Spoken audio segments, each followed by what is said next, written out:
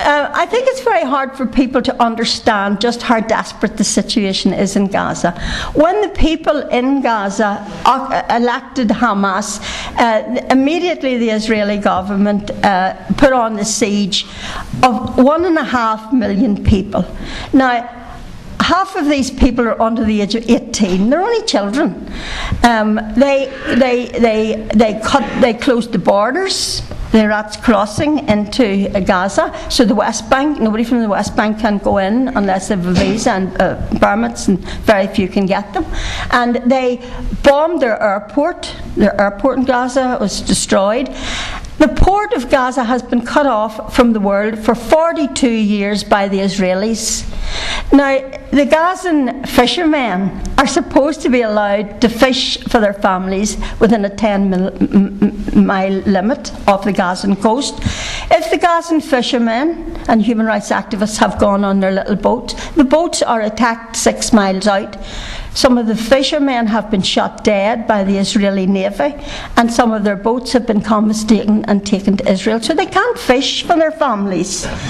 Now, why is Israel so protective of this Gazan coastline and declared it a military zone? Because inside that Gazan water is Gazan gas.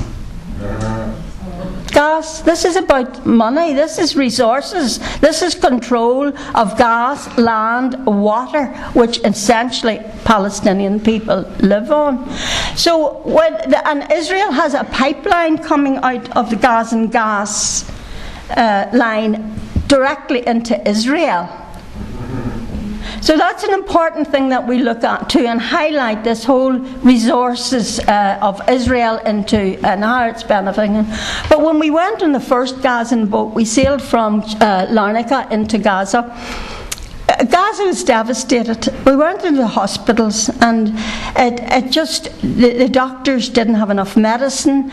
They couldn't get equipment to operate their medical equipment. Their buildings were half built because they couldn't get basic things like wood, cement, and they were absolutely in despair because they were only living on 20% of things that were coming into Gaza when they needed more. One of the pediatricians said to us, the children are their growth has been stunted. The medical reports coming out by the doctors of what's happening. Every child, they say every person in Gaza is traumatized because of the situation they're living. And this is before the January attack by the Israeli military, when they did that horrific acts of war against the civilians of Gaza in January. But where we took the hope from was the people of Gaza were they great spirit. In spite of everything they were saying, look, we want this to end. We want peace. This can't go on. We can't keep living like this. They were even beyond talking about a one-state, a two-state. They were saying, for God's sake, this has got to end.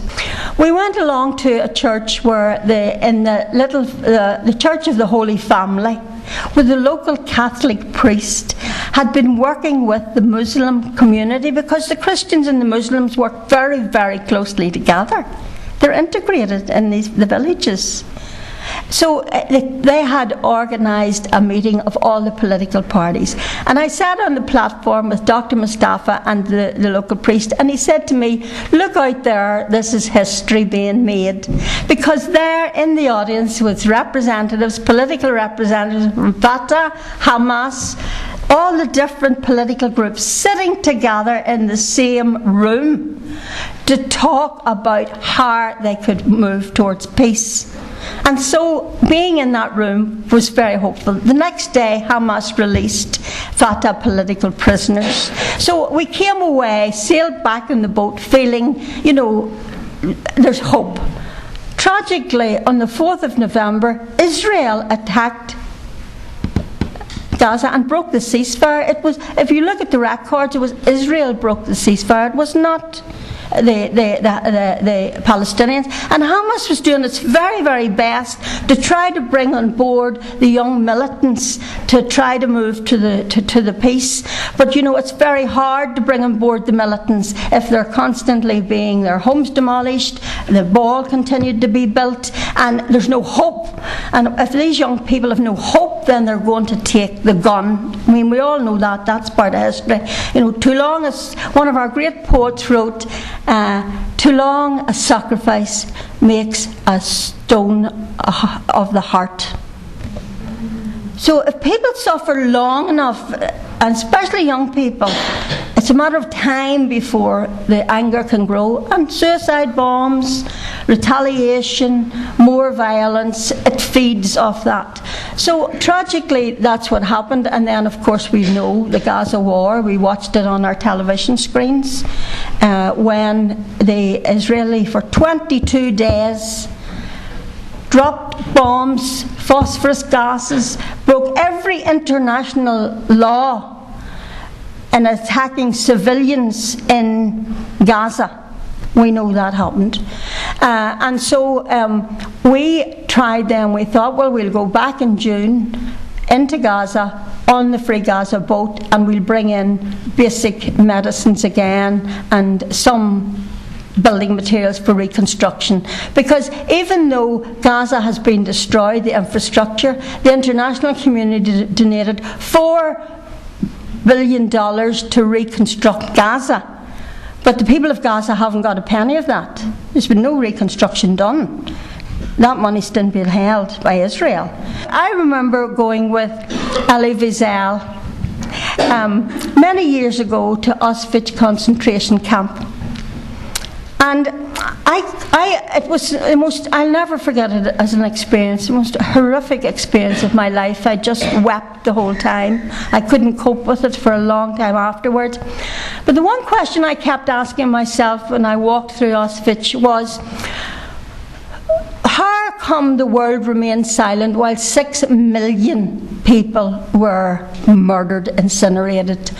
And where was the world? Why did they remain silent? And I swore to myself then that if I ever seen injustice, no matter from where, but it was one single child, that I would not remain silent.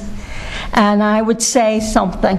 Well, you know, the tragedy of it is today there are 6 million Palestinian refugees around the world. There are 1.5 million people in Gaza who it's worse than a prison. In a prison you get your food. In the Gaza they can't even depend on getting their food. Cut off completely from the West Bank and from the world.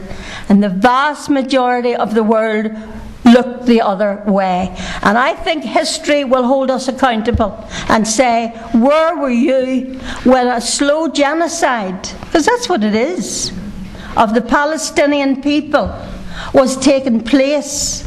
Where were you? And so I feel that we as people have got to mobilise. And when we went, 21 of us from 12 different countries, from all sorts of background, it was a very, very dangerous journey. We were threatened by the Israeli military. They said we were not, the Navy were not allowed to go into the military zone, and we were boarded by Israeli military, and our ship was taken to Israel. We were deported. I can't go back now to Israel, and I can't go back to Palestine, which to me is very sad. I have a lot of good friends. But I think that the important thing for us, I believe, is to keep trying to break the siege, keep trying to say the only way forward is to end the occupation. Unless the occupation of Palestine ends, there will never be peace in the Middle East. It is not impossible. We are intellectual, civilized human beings who can solve our problems, and I believe the challenge now is to our Israeli friends to move forward. Be serious about peace.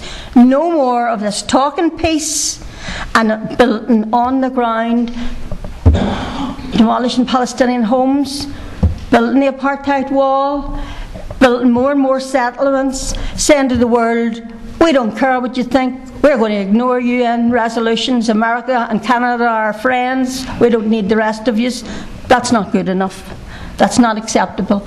We're the human family, we're interconnected, we need each other, we need peace in the Middle East. I feel that I have spoken far too long, and I thank you very, very much for your patience. Thank you.